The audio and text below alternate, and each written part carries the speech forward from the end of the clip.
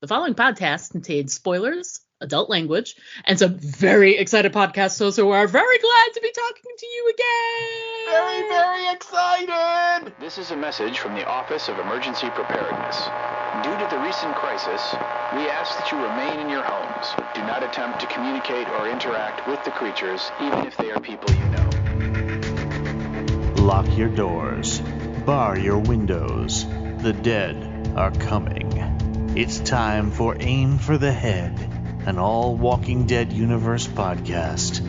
And now, here are your hosts, Diana and Steve. Hi, and welcome back to Aim for the Head podcast. I'm Diana. And I'm Steve. I think so. I mean, this is so weird. I know. Thanks for listening in, folks. This is podcast episode number 275. This week, we're going to be covering something new. We're going to be jumping in with our feet first to cover the new HBO series, The Last of Us. Title of this first episode is When You're Lost in the Darkness. We're going to jump into talking about the episode in just a second, but oh my God, it's kind of been a minute since we've done a podcast. I know. So much has happened. I think we're clocked in right now at a full 2 months, which I think is the longest we've ever taken a hiatus. Yep, I believe that you're right. I was thinking about that last week when we were kind of finalizing, plans for this. Right. And when we were going to do it and all that. And I was just kind of looking back at the calendar and I'm like, oh, my God. And don't get me wrong. It has been, I'm not going to lie, it has been nice not having that kind of rush on, now it's Tuesday, but normally a Monday, like getting through that day, making sure you're ready and all that stuff. That was kind of nice not to do. I'm not going to lie. But at the same time, it's like a little vacation. I did miss it. I did. So yeah. We kind of talked about different things. What could we do? What could we cover? And then, and Last of Us was one of them right back then. But then I think once you and I started seeing some of the trailers and the visuals for the show, we were like, ooh, we might have to do this. We should talk about that. Yeah. And, I was excited in the beginning because I love the people that are in it. I really do love Pedro Pascal. Mm-hmm. He was fantastic on Game of Thrones, and he's fantastic on Mandalorian as well. And Bella Ramsey. Dice? What'd you say? Was there dice? No, there's no dice in that game, by the way. You keep asking, but I promise every time you ask, it's gonna be. It's a bit, people. I know. Is it over though? I think it might be. Is it? Okay. And yes, Bella Ramsey obviously is fantastic as well, and she was also on the Game of Thrones, which has nothing to do with dice or cards for that matter. Yes. So it's certainly like on paper, post-apocalyptic, has a zombie vibe to it. Actors that I really love and respect, and it's on HBO, which means they've got budget, they've got special effects, it's gonna look gorgeous. And then the visuals started coming, like the promos, and like you said, we're like, okay, this looks great. And then leading up to the premiere, we both were like, should we do this? And we're like, well, let's watch the first episode and we'll see, because if we hate it, we don't want to commit to it. We cover enough things that aren't our favorite thing.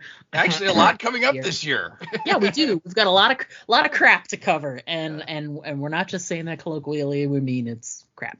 So why waste the time on something that we didn't find interesting? And we both really, really liked that premiere, and we're like, okay, let's commit to it. But we weren't quite ready to start recording right away. We're like, well, I got this and I got that, and we were busy and we had whatever. So we settled on a date. So we decided we'll double up on episodes until we're sort of caught up in real time, except for this one, because it's the pilot, it's the premiere episode. We wanted to devote a whole episode just to this. Yes. So next week we'll cover 2 and 3, and then the week after that we'll cover, I think they'll be on, then the 4 will be whatever. Yeah. Well, 3 we'll keep you up to date. Dropped. 3 just dropped on Sunday. Yes. So next week we'll do 2 and 3, and then the week after that we'll do 4 and 5, and then we should be caught up. We should be, yes. Yeah. So. And I think it's 10 episodes. I was trying to confirm that. I want to say that all the reading I did said it was 10, but maybe it's 11. We'll see. Okay. Well, we'll whatever it is, we're covering it all. I did see that they HBO already announced they've confirmed that they're ordering season 2. So which is pretty good. Yeah, We're on a proven winner here, folks. I think and so. if memory serves, when the show premiered, that there were lots and lots of problems with using the HBO Max app. Yes. Because there were so many people trying to watch it at the same time. They broke the internet, basically. Broke the internet. Yep.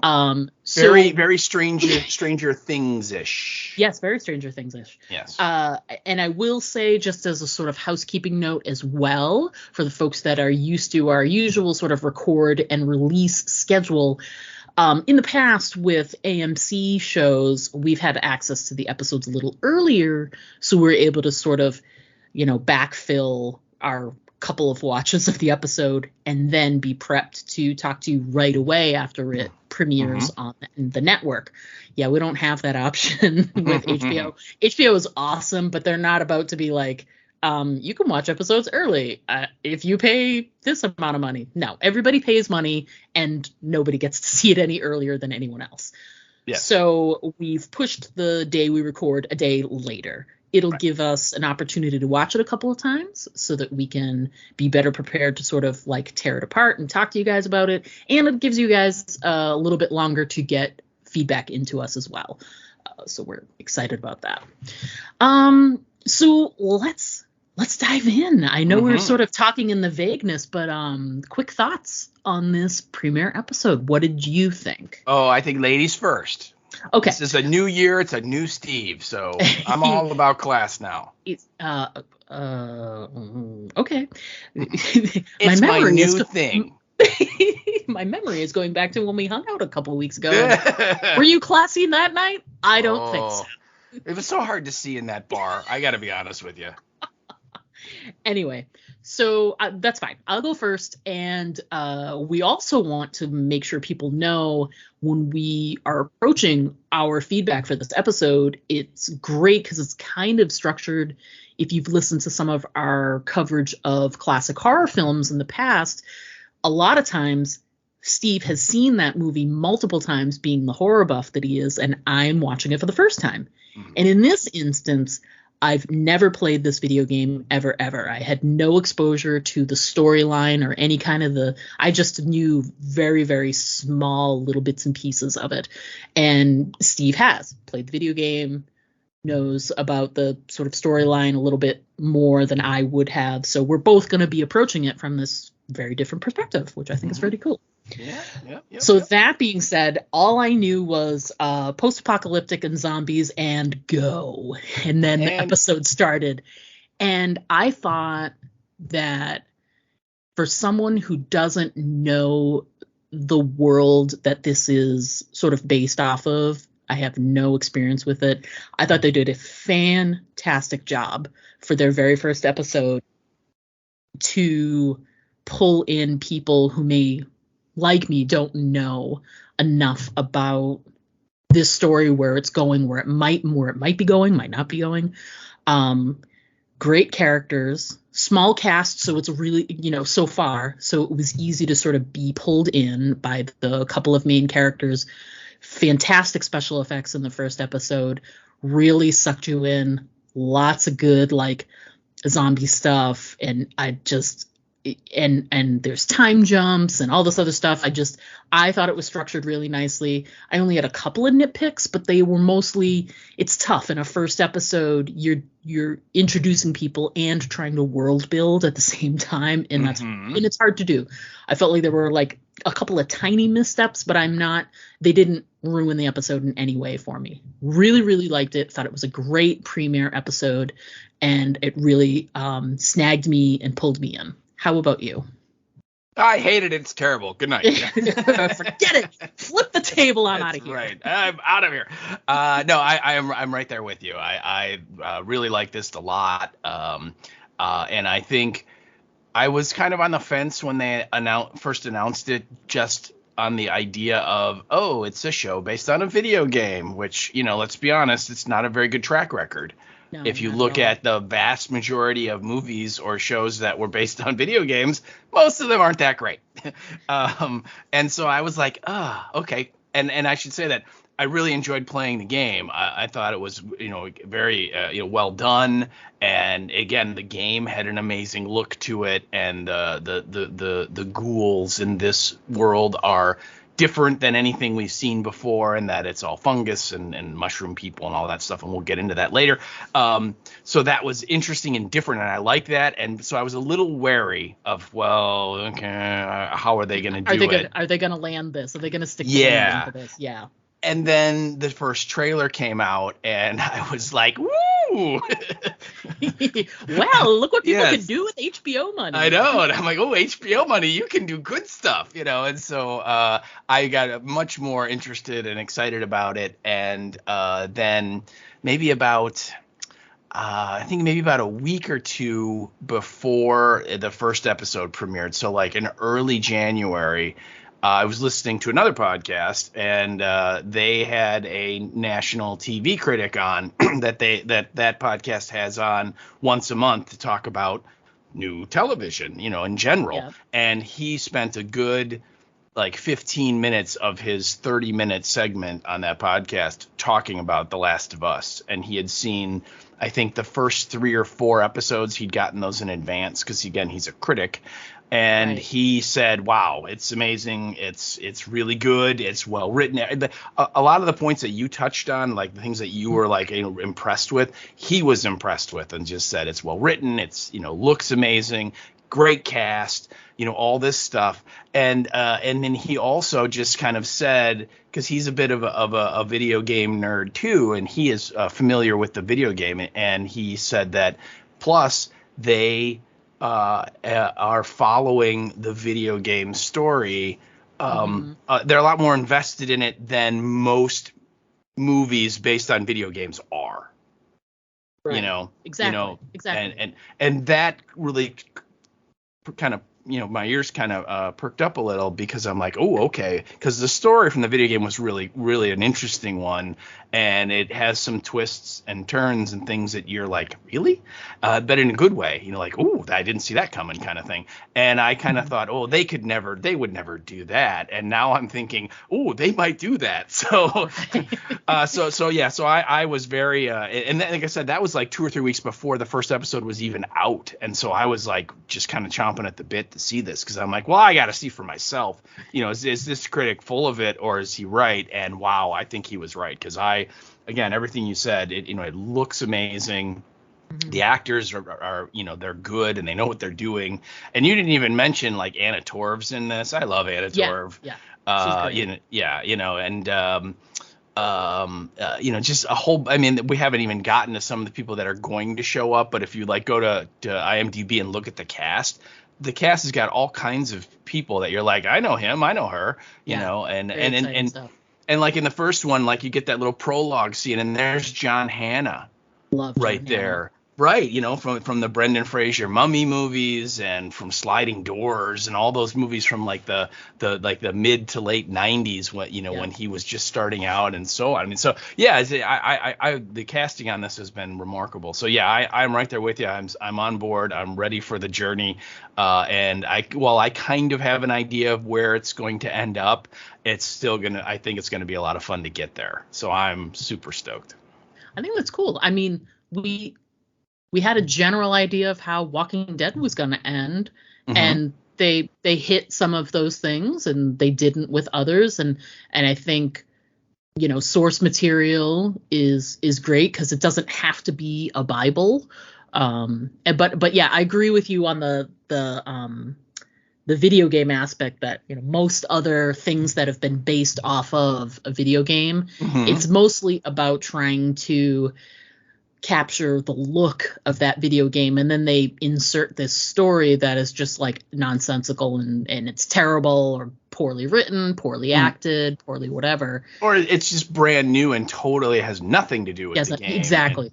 Yeah, like it's some kind of non sequitur. Right. Whereas this, they're doing both. They're doing this great service to the imagery of the game, and also to the storyline of the game. So yes, yeah. All right, those were our non-quick thoughts, people. You know how we roll. Hey, we haven't broadcast in 2 months, okay? Yeah, I know.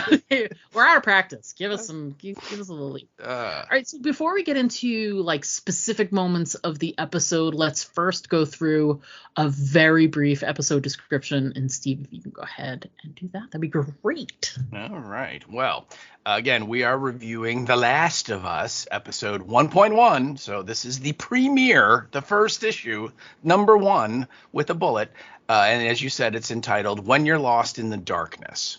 And the description that HBO has decided to give us is 20 years after a fungal outbreak ravages the planet, survivors Joel and Tess are tasked with a mission that could change everything.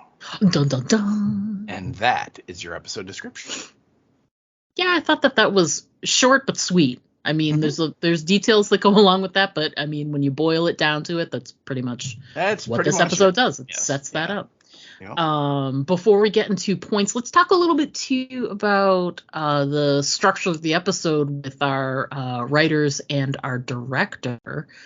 Have you got some information on those guys? I do, but not very much. Okay. And I'll explain why. But the writers, I should say, is this team of Craig Mazin and Neil Druckmann. And we're going to be saying their names a lot because I believe that they write or direct every episode of this, at least this series, although there might be 1 or 2 in there where there's a different director. But these 2 guys, they were part of the video game company Naughty Dog, which made the video game. Right. And it's like their baby, basically. They created it, they came up with the original concept, you know what I mean? It's their thing. And so when the idea was, created or brought up to make a TV series out of it, either they were driving it or they were brought in to do it from the people that were driving it. And so now it's their show.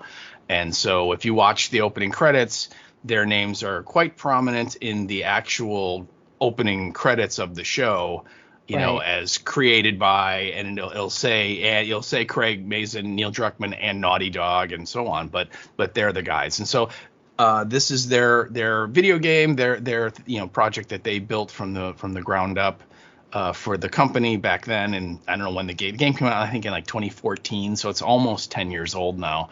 And now they're doing the show.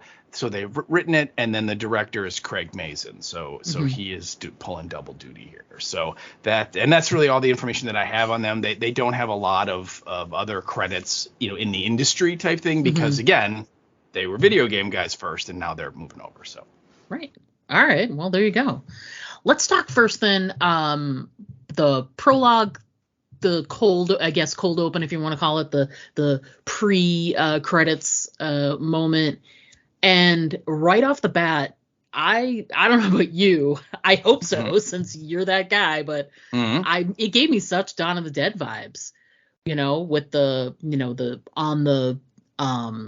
on the TV, and they're having the debate, and of course time period, so it's sort of a vintage look, vintage feel. I thought it was great. It pulled me in right away, and I was like, I'm sorry, what year is this? What is happening here? So that was a great choice, because it immediately made me sit up and go, wait a second, I thought this was taking place in the modern era. So you sit up, you're paying attention, you're listening, which is good, because there was a lot of information in that scene that you needed to snag. For me, I loved 2 points there. I mean, I love John Hannah because, oh God, sliding doors. Yes. Do you like boats, Helen? I love. She called them fetals. See, she called them the fetals. Not a lot of people can quote sliding doors, and we are those people. We are those people. Yeah, exactly. This is why we work so well together. I love that they took a moment where they were like, and define the word pandemic. Yes. Well, pan meaning this, and I chuckled, because I'm like, is there anyone in the world that needs the term pandemic explained to them these days. I mean, if this show had premiered like maybe 3 or 4 years ago, I've been like, what is the difference between pandemic and endemic? I don't know. Yeah. And now we're all experts. But that moment, to me, I thought that the whole, you put a great quote under your notes, but I loved the moment where the look on the guy's face as soon as he says, well, what if, for instance, the world got slightly warmer? And I was like, I wonder if that's happening right now. Yeah. Well, So, again, this takes place, that flashback's like in the 60s. Right, of course. And- So when they say that, Yeah. they're obviously talking about what if this happened in the future. And in my head, I was like, well, I know where this is going. yeah. Well, they're both, the two guys that are being interviewed, John Hannah and then the other guy, it's like clearly like they're brought in for like, this is like a theoretical discussion. Oh, for sure. Yeah. And there's and nothing actually happening. They're just no. Yeah. And the one guy, he's talking about the flu as, Right. that's what he thinks is the biggest threat we have to face. And again, I think, like you said, it's like you kind of chuckle because you're like, yeah, COVID, yeah, it's very much a respiratory illness, very similar to the flu and its symptoms and all that stuff, and so it's like, okay, sure. And then John Hannah just kind of pours a bunch of cold water on that and throws out, actually his big fear is dun dun dun, the fungus, and of course, like you said, the other guy kind of points out that the fungus can't survive in hotter than 94 degrees. Enough. Yeah. And so then his thing is, well, you're right, they'd have to mutate, and they don't have a reason to right now because there's enough. The temperature of the planet isn't hot enough, but then that line, the way he throws that in there of like, well, and so let's just throw this out there. What happens if, I don't know, it were to get a little warmer? And then again, you're right, you're kind of like you kind of like sit up a little bit more because you're like, wait, I've been hearing a lot of people talking about how it's been getting a little warmer lately. Yeah, it was just, I thought it was a really great use of taking something that contextually for them, it was theoretical. What would happen if things got a little warmer? But for you as the average watcher, it is not theoretical currently. No, yeah. And for it gives you that moment of, like are zombies something that we realistically are gonna have to worry about? You and I. Hopefully. Look at you. Probably not. I mean, this is all very like, it's always been, that genre has always been something that's, very, science fiction-y. It's horror, but it's very like, this is a vision of a time that would need some sort of intervention. Something has to happen. Something is a catalyst for it to happen. And talk about drawing in your audience when you take something that is, happening, and a scientific event that is currently happening, and then apply something to it that is logical, that could happen, and scare the shit out of people. Right. Yeah. And I just thought that was just so well done. So well done. I loved it. Absolutely loved it. Yeah. I just to follow up, because you had that quote of what if it got slightly warmer, and then I pulled the quote the guy has at the end because John Hannah's character, Dr. Newman, he he kind of poo-poos the flu from the other guy, and basically kind of says it doesn't matter, any of those kind of viruses, he keeps going, we win ultimately. So they're gonna kill, it's gonna kill a lot of us, but we win. Right. Ultimately, yes. Ultimately, we will. There will be enough people that are naturally immune, and they will then reproduce, and then their offspring will have the immunity, or the scientists will find them and be able to make, a vaccine from them and spread it to everybody, whatever. And so we win. And then he goes on to talk about his, doomsday scenario, and he says, if that were to happen, and I think he says, like, there are no treatments for this, there's no preventatives, there's no cures, they don't exist, and it's not even possible to make them. And then the interviewer goes, so if what you're saying happens, and then he just looks at the camera and he goes, we lose. and then it smashes to black, smash, right? yeah. And you're just like, wow. And again, John Hannah's really good, and he nails it. Yeah, absolutely. I'm just gonna say, do you like boats, Helen, over and over and over again? Do you like boats, Helen? I kissed you. Yeah, I noticed that. So in the beginning, when things are being outlaid, my big takeaway was that there's a lot of things going on that I really liked, and I loved the relationship between Joel and his brother and Sarah, and the neighbors, and like the way things were sort of like you're introduced to this world and who these people are. I thought it was great. I thought they did such a fantastic job of they didn't have to say this is his daughter. It was what it was. So I thought that was just a wonderful way to get started. Their relationships, the actors themselves had so much chemistry with each other. They felt really comfortable with each other. All of those relationships felt very believable. I loved all the banter, especially in the morning and all around the birthday stuff. It was really, really great. Really great. Yeah, loved it. Let's see here. Your note about Sarah wearing that same shirt, that's that one with like the face on it? It's exactly the same as the video game? It's a singer, yeah. I mean, there's clearly been some recasting here from the game, because in the video game that they make, both of the characters of Joel and his daughter Sarah, they're both Caucasians.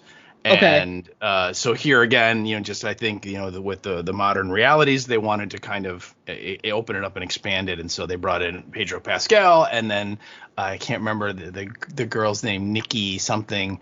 Nico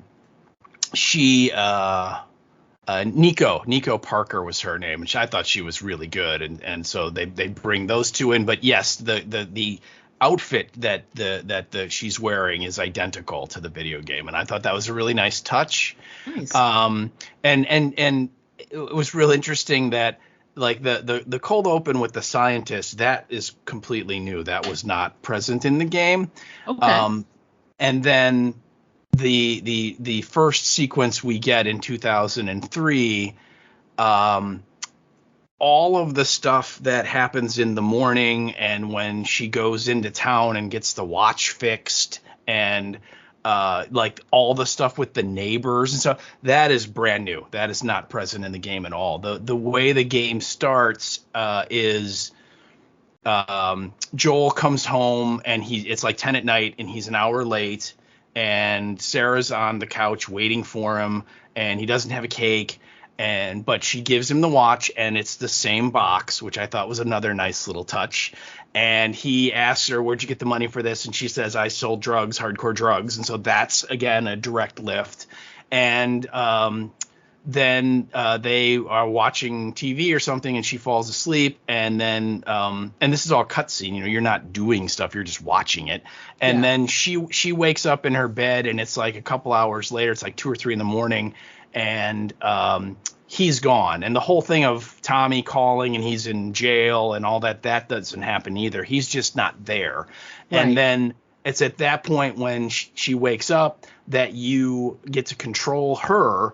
And it's sort of like the game kind of teaches you the basics of the game, because you can kind of explore the house. And so you learn what buttons do what, and how to walk around, and how to open doors, and how to open drawers, and all that kind of stuff. And it's totally safe. There are no monsters or anything. And eventually you come into his room and you see a news report, and bad stuff's on the news. And then you go downstairs, and then he comes running in, and then the action starts, and you're off and running. So it's not exactly the same, but it captures a lot of it, and it captures a lot of it exactly the same. So I thought that was really cool. That's awesome. I listened to a little bit of another podcast, and then when we decided we were going to do this, I was like, I'm not going to listen to the rest. Yeah. But it was they were, moving their way through like most of the beginning of it and talking about this, that, and the other.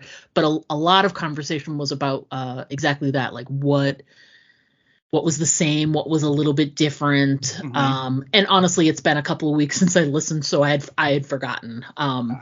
So that's cool. I like that. I think that the inclusion of that prologue is just because it gave me those like vibes, that Dawn of the Dead vibe. I felt like it was very good, like it was like kind of Easter eggy to me, and like a nod to like the classics, like classic horror, as we're going into this sort of like new style. Nobody's ever done something like this before that was fungus based. Yeah, right. It's pretty cool. So yeah, when things start to fall apart, which they do pretty quickly, which I liked, we get to know these people, but then once they start to, tumble into, things falling apart, it's quick, and it's, even if you know what's going to happen, I'm curious. Like, I had like this pit, like when that stuff starts to happen, you don't know what's going to happen. Right. I just had this like pit in my stomach, because I'm like, unfortunately, I'm like, I've seen pictures and I know he's by himself. Yes. So the other two characters, you're like, I don't have a good feeling. Something's happening here, especially with the daughter. And I'm like, oh, and I'm pretty sure someone said something right after the episode aired. Because did I watch it Sunday? I'm not sure I watched it right away on Sunday. I might have waited and watched it like Monday or Tuesday or something. But when I did watch it, I had heard something before watching it where they said, wow, it was really bold to show like Sarah's death right off the bat, or death of a child. So I kind of knew she was, not long for this world. No, not at all. So that was, but I still, even though I didn't know how it's going to happen, what's going to happen. Is it, does she turn? Is she bitten? Is there what happened? And the way it happened was just so scary and sad and shocking. So I thought that was really cool that, my expectations were in this different world, when there's chaos and it's involving zombies and things like that. You're like, oh, well, yeah, she's going to die from a zombie bite or something like that. Right. Yeah. Something's going to happen. Yeah. Instead, she's shot by some ding dong. But kind of skipping ahead. Yeah, dillweed, good. As my wife and I call them. Ugh, what a numbnuts. Yes. Numbnuts is good. So it skipped ahead a little bit there, but I just want to say, like, when things were starting to fall apart, I've got that pit in my stomach, and things are happening. Things are happening kind of like around Sarah, and she's not picking up on the cues. She's just like, oh, that's odd. There's a lot of sirens. Oh, that's odd.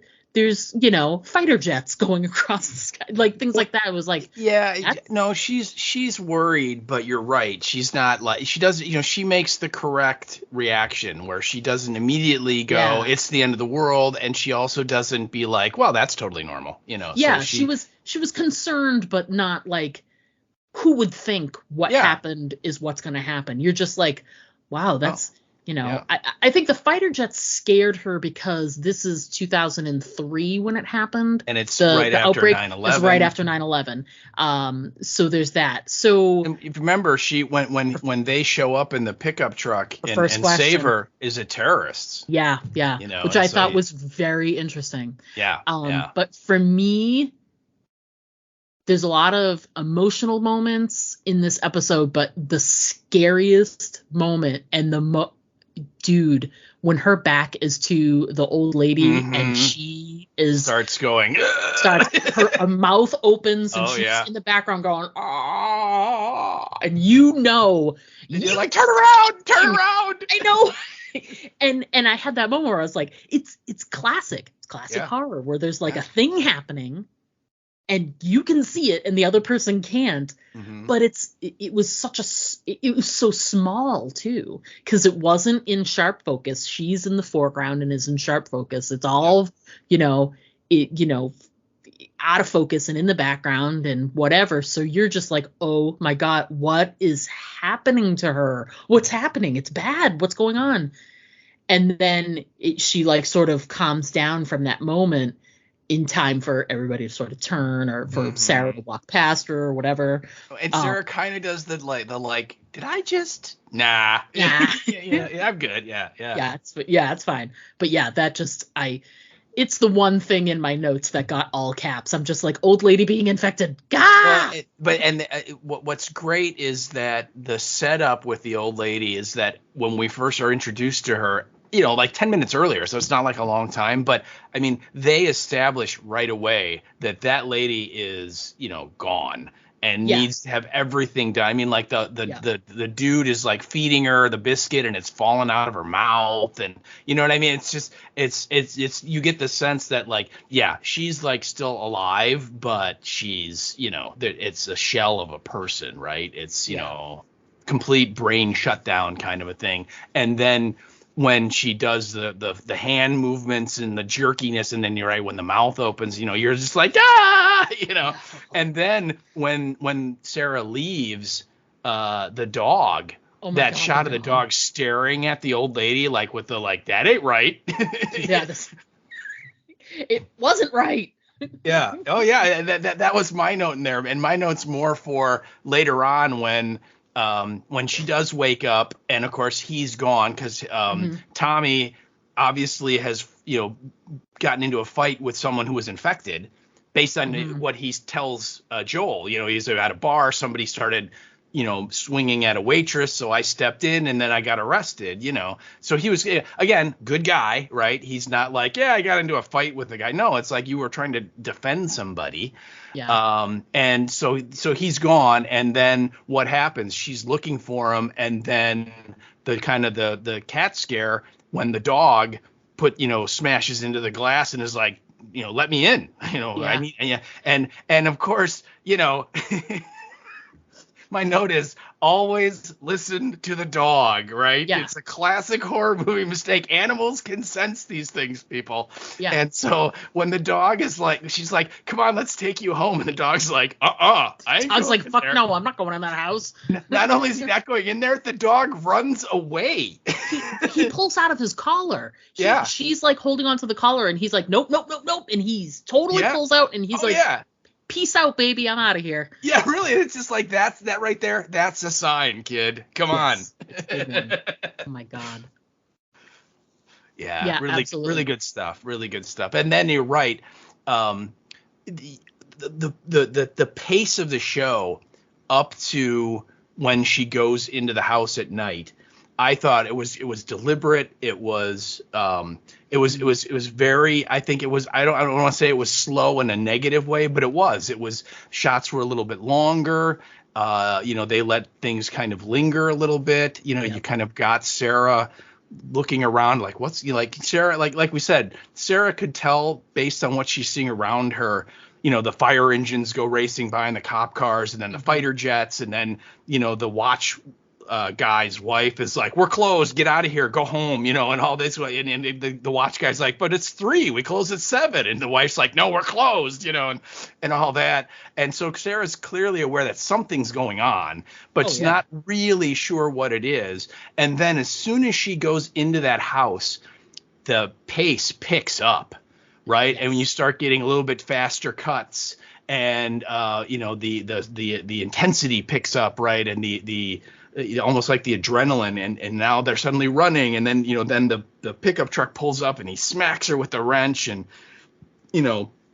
they're driving away, right? And they end up running over the old guy because he now is turned and comes out, and they smack into him, and all. But at that moment on, it's much more deliberately paced, and it's clear. It's like they've stepped on the gas a little, and they'll be like, okay, you know what? Now we're going. Now it's for real. And I like that. I thought that really worked, and it really helped kind of pull you into this opening of the show. And again, for someone like you, who you're like, not really sure what's going on because it's supposed to be in the apocalypse and he's with a kid, but it's not her. And, so you're like, where is this really going? And then all of a sudden it's just going very quickly. Yes. And I really thought that was cool. Yeah, I agree. And it's great because it's the pace continues. There's a slight break when they have the piece of the airplane go through the back window and they crash. And then it sort of wakes up. Then it's hard to say. It moves kind of like in slow motion from there, but it's also like the circumstances are fast paced, but they are like sort of, it's, you know what I mean? Like it's kind of like it felt like a physical manifestation of those moments when something bad's happening and you're like, it felt like time slowed down. Yeah. So like when Joel is trying to move with Sarah and then comes upon the soldier and whatever, it's like there's so much happening really quickly, and it's, for him, time is slowing down. Yeah. So I thought that was, they sort of adjusted that pace there. And then after that, it was just like, boom, when she's gone and he knows it. And then boom, when they say, and when that title card says 20 years later, I was not prepared. I was not prepared. I was, what? What? Because, okay, I enjoy a time jump. I really do. I think it's very interesting storytelling. If it's backed up appropriately, if it's acted well, if it's got good dialogue and good story to go along with it. And this one did. And I'm like, 20 years. Oh my God. It really, it floors you for that hot second. You're like, holy shit, 20 years, and it's great because it starts out with this, this kid who's like the little boy who's like trying to get to, he comes out from he's like sort of dragging himself through this like wooded or like sort of brushy area. And then he comes to sort of a clearing, and then you see like the broken down, burnt, like sort of devastation that remains. And it's like a double whammy. You're like, oh my God, 20 years. And then you're like, okay, what's going on? Who's this kid? This is someone new. Okay, what is happening? What is happening? Where is he going? And then when he comes to the clearing and you see the town and you're like, holy shit. And then they say Boston and I'm like, wait, what? Like, yeah. And I'm like, I mean, I'm not complaining. But it was just like there was just a handful of things right off the bat that you were like, ooh, 20 years. Who is this kid? Ooh, that looks terrible. Oh, that's Boston. I don't know what's going on here. And then they do eventually sort of, they come, the kid comes in. We have this whole other scene with the kid. And then you see the aftermath of that scene. And it's sort of, it's introducing two scenarios. It's introducing this federal sort of the way the United States government is now, this FEDRA group, and they are in charge, very much in charge. And then you've got the citizens, and they do all kinds of shit labor, like, say, take a kid that was infected and toss him in the fire. Well, he's dead, but yes. Yeah. Yeah. Well, yeah, I mean, it's not just him. It's just tossing bodies into the burn pit. Yeah. And when you say he was dead, it's because they killed him. Oh, I mean, right. Yeah. No, the kid, the whole sequence with the kid, what's great is that, in maybe a minute or 90 seconds worth of television, the showrunners give you the exact format of the way that quarantine zone works. Yes. In terms of the infection, and that is if you blow a test and it comes up red and negative, or I mean you have it, you've been infected. There's no, it's zero tolerance. If they catch you and you're negative, they kill you. Yeah, and that's the end of that. There's no, and in that moment when you're like, but it's a kid, it doesn't matter. Doesn't matter. It doesn't matter. and you have to be told, you have to be taught right off the bat what they're willing to do, and man, Right. they're willing to kill a kid. Oh man, yeah. Yeah, that was tough. It was really tough to see that. I was going to ask you, what did did you recognize some of the street signs that they showed us as, significant Boston areas, or? No, not yet. They really only showed the one street sign, the Congress Street. Yeah. They could have picked something else. I think if they'd done Mass Ave, but the problem is you have to be specific about where it is. So Congress Street is near like the financial area. Like some of the buildings look very close. They did a good job doing that, but I've been joking online with a couple of Boston people, including our pal Elizabeth Schmoopy, who does the Brains Gone Bad podcast. She's from New England originally too, and so she knows. And someone else said something about she was looking at the buildings, and then I was like, listen, if I don't see a bombed out Dunkin' Donuts at some point, then is this really Boston? It's not really Boston. Did that really happen? So everybody's Dunkin' Donuts actually survives the apocalypse, and it's still in business. Yeah, why wouldn't it? Hello. There's a Congress Street. Some of the buildings look very close. Now here's the thing. Once we decided we were going to cover the show, I haven't watched the other 2 episodes yet. Oh no.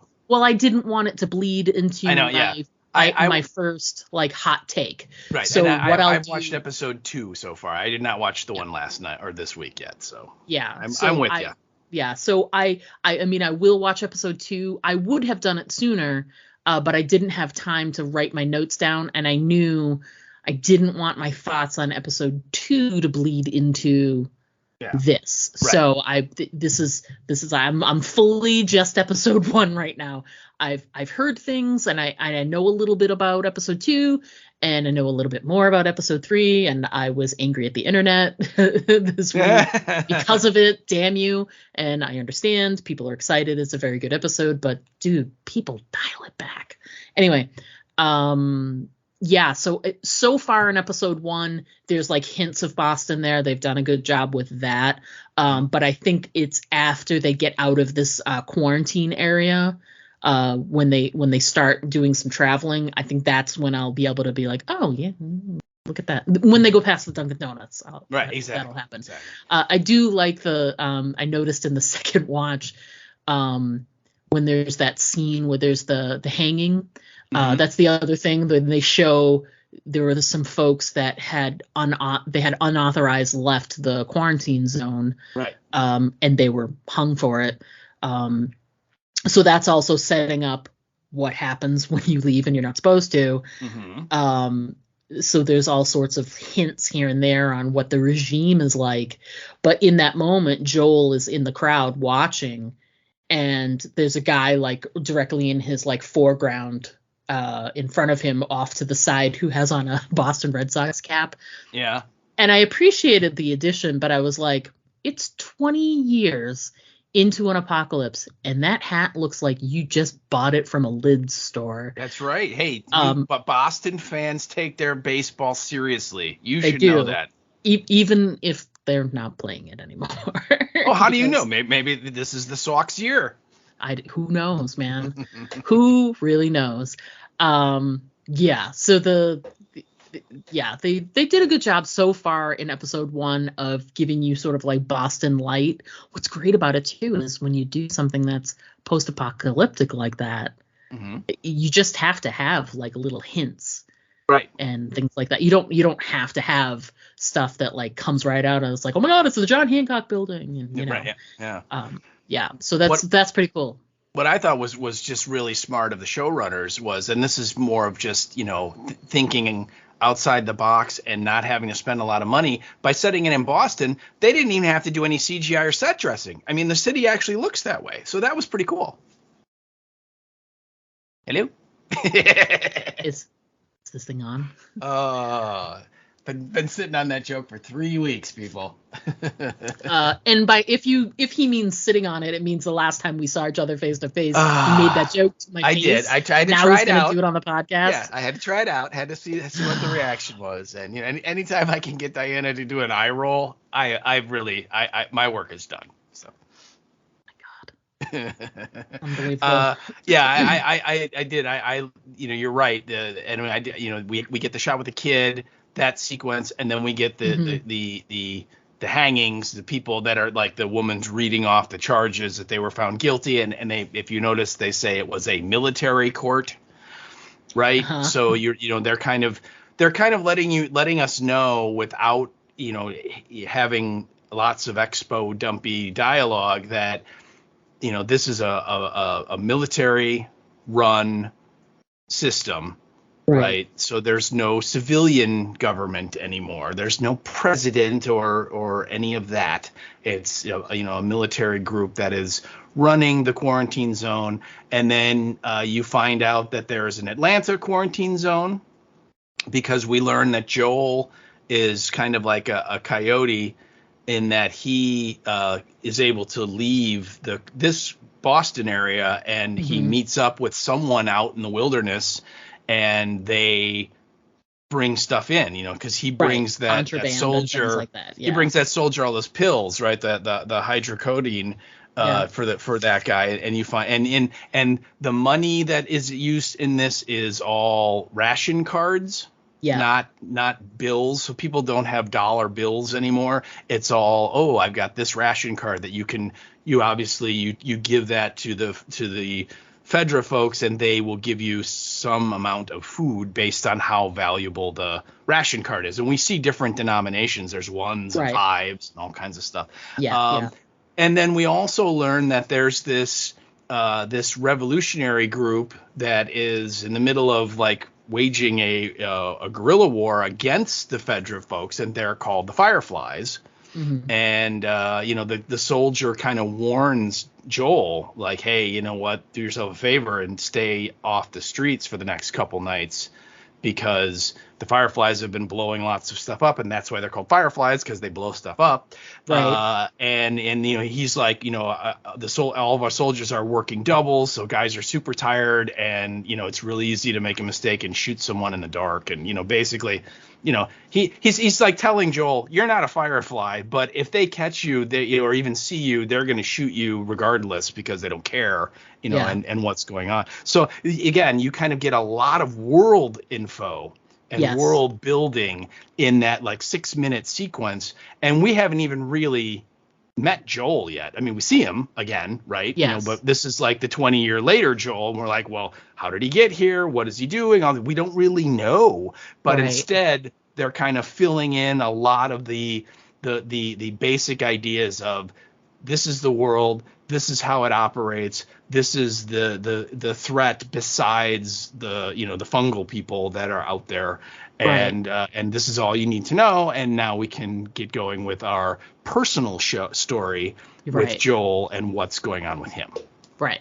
Agreed. And that being said, now that we learned like kind of what Joel does to survive, he does the menial labor tasks to earn money. And he's trying to earn more. There's this great scene where the guy tells him, I need this crew or this crew. One was something, terrible. And then the other one, something terrible. There was something like normal. And then there was like clean the sewers. And he was like, which one pays more? He's like, the one that involves shit. So he's like, all right, well, there you go. And Joel nods yes. He says, I'll take it. And he's like, night crew, come by it, blah, blah, blah. So so he's picking jobs based on how much money he can get, which is, so we know there's something going on there. He's got some kind of ulterior motive. Now, at first, because the way they set it up, you're like, okay, is he trying to get more money because he's got to score more pills, because he's got a whole thing going on with the guys? And that's part of it. But we come to find out that there's this subplot where his brother Tommy has been missing, and he's partnered with this woman we meet named Tess, and they're trying to get a truck or a vehicle of some kind, and they're also trying to get some batteries because they, the vehicles that are available don't have working batteries, so he's trying to barter and do all this other stuff. I will say that, like, I know that it was like a means to an end, because the ultimate thing is that he's trying to find his brother. And so when he accepts the offer to help bring, her name's Ellie, right? The girl. Yes. When he accepts that he'll take Ellie to this other place to help get her where she needs to be, what have you. The offer is because they say they could either get him a vehicle or get him some money or whatever. But the point is that that's his motivation. And I get it that was his whole motivation. But I thought, like, the back and forth over the truck and the batteries and the dude that, ends up, he beats up Tess a little bit. And there's there's a bunch of different drama that's going on with that dude. And I was like, it was kind of convoluted. And it was my only thing that I thought was kind of a waste of time. I thought I think there was a lot of that stuff that could have gone on in the background and that we didn't need to see. I mean, the premiere was a 90-minute episode too. That's the other reason we wanted to devote enough time to talk about this and just have this be a single episode rather than double up right away. But this was a 90-minute episode and it did not feel long. I'll give you that. But I was like, could we have, shown his intentions and things in a different way? I don't know. Ultimately, is it that important? I don't know. But to me, I thought it was, it was kind of stupid and, and I just didn't, I just thought it was a waste of time. I thought there was smoother way to do it that was less, like I said, to me, it felt convoluted. That's just my opinion on the drama of the truck, the batteries, the whatever, the back and forth. And ultimately, I mean, Robert's killed anyway. Right. So it's not like that storyline is going to come back. No. So they could have done that in a different way. I felt they could have, but it's just a like an injection point. It's like what propels the story forward for sure, and gets Joel and Tess moving to where they eventually are going to meet Ellie. Right. The thing is interesting is that all of that stuff with the truck and the car battery and all that is completely made up and not from the game. And my comment that I put on my notes was that they clearly for the TV show, Joel and Tess, they are lightened up a lot and made much more quote unquote good guys than they are in the video game. Because we see Joel and he's working at the burn pit. Then he watches the guys get hanged. Then he goes and meets the soldier, and we find out, oh, okay, so he does a little side hustle and has a way to get out of the city, right? And then it cuts to Tess, and Tess is like in the process of getting like the crap kicked out of her by Robert and two of his henchmen, and the reason why they're beating her up is that they paid him for a battery, and then he went and sold the battery to someone else, and he's afraid that when they find out, they're going to be angry with him, so he's beating her up. And I didn't think that was the strongest move either. You're right, it was a little convoluted, a little kittywampus, where you're like, really? But then Tess is like, look, it happens, and particularly now the way the world is, and so let's just, she's like, I just want to go home and drink until my face doesn't hurt, which is a great line. And so he lets her go, and of course then there's an explosion, the fireflies strike, and she ends up getting arrested and thrown in lockup for the night or whatever. So when Joel gets home, she's not there, and then like the next morning she comes in, and she of course has a black eye and a split lip and is, clearly been worked over. And he's like, what happened? And she's like, some guys jumped me, which is what she told Robert she would say, that I'll just tell Joel that some punks jumped me and it's no big deal and blah, blah, blah. But here she said, the guys were sent by Robert. He screwed us over. And then, I wrote down this line because I really liked it. And Anna Torv plays Tess, and Anna Torv is awesome. So I'm a huge fan of hers from Mindhunters, and of course Fringe and all the stuff that she's done. But she looks at, because she comes clean, because she said some guys jumped me, and then she kind of adds the guys were sent by Robert, and then she tells him that he kind of screwed them over on the battery, and she looks at Joel and she goes, I promised Robert that you wouldn't hurt him, but I would very much like for you to hurt him. So she says, so let's go hunt that motherfucker down. And Joel's like, hell yeah, let's go. Well, in the video game, after the soldier shoots Sarah, it smashes to black and it says 20 years later. And literally it starts and Tess comes home and she's beaten up. And she's like, it was a bunch of Robert's guys jumped me. And you find out that Robert is a coyote as well, and he's afraid that those two are moving in on his turf, and so he wants to take them out. And it turns out they are moving in on his turf. And as soon as she says that he did it, Joel's like, well, let's go kill that asshole. And she's like, yeah, let's go. And so, you know what I mean? It's a lot darker, and Joel and Tess are not quite the mom and dad, viewer friendly people. And so again, I think there's definitely some softening up that was done, as kind of like they polish them a little bit. So you have this idea of, no, they want to get this truck, and they bought this battery, and this guy screwed him over, and so he kind of has it coming, and all this kind of stuff. And I can also tell you too that the whole thing about Tommy and the message, and I haven't heard from him, that's not in the game either. In the game, Tommy is gone. He joined the Fireflies and is out west somewhere, and basically he and Joel had a falling out, and so Joel has not seen Tommy in 10 or 15 years in the video game, but he knows he's out there somewhere. But it's not this sort of I got to get out there and find Tommy. That is not part of the game storyline, because he's missing or whatever, which is what the intimation is for this iteration. Yes. And the thing with the radio, and he's got the book of the #1 songs. Yes. Right. And if it's a 60s message, it means there's some supplies. If it's a 70s message, it means nothing new. And if it's an 80s song, it's trouble or whatever.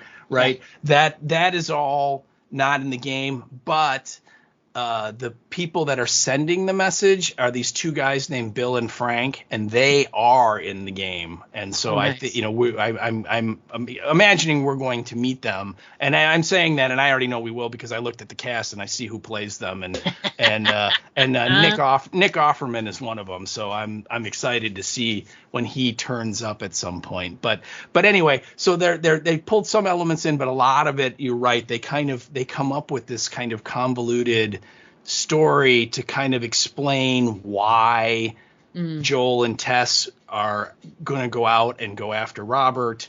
And they try and give them a little bit more of a, they're just, doing what's right here, and whereas in the game, it's like, no, we're going to kill him anyway. Let's just do it now, know. But of course, it turns out that he was going to sell the battery to the Fireflies, and the Fireflies have Tess. And we don't really know why at this point. Tess is chained to this radiator in this, apartment building, and they feed. Ellie. I'm sorry, Ellie. Not Ellie. You're right, Ellie. I'm sorry. And they feed her, and every time they come in the room, they make her count to 10 slowly, and do all of these kind of prove to me you're not infected kind of things. Yes. And you're kind of like, what's going on with that? You know, I'm sure particularly like for you, because although I'm sure you kind of had an idea about what was the story of this show, but when you're watching it, I'm sure you're like, I don't understand, right? I mean, what tell me, like, what was your reaction to the introduction of Ellie? Well, I loved it because I love Bella Ramsey, and I think that she's doing a great job as Ellie, because that's such a, you know, the character needs to be sort of fierce, but also she's a smart ass too, like the way she figures out the code right off the bat. So she's really smart. But I did put a little note in my thing, which is it's clear that Ellie is going to end up being the proverbial, I'm using air quotes here, the person who is the key to everything, which is a trope that I don't always enjoy, because it's a really used one in an apocalyptic story, whatever it may be. Not necessarily zombies, but, you know, think of your Mad Maxes and things like that. There's